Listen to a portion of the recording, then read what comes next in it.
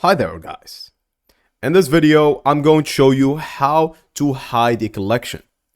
Head to the left sidebar in Shopify, find products, look for collections. Here, you're going to find your collection.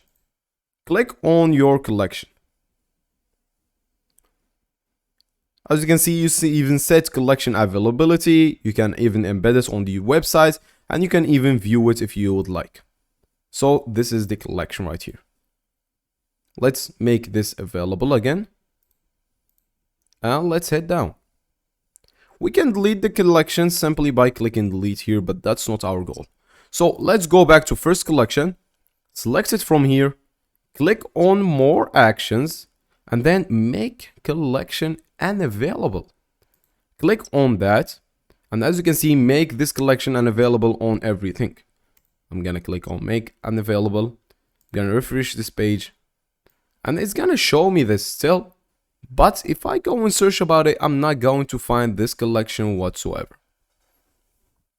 To do the opposite, click on it again, more actions, and make collection available. That's basically it, guys. Thanks for watching, and goodbye.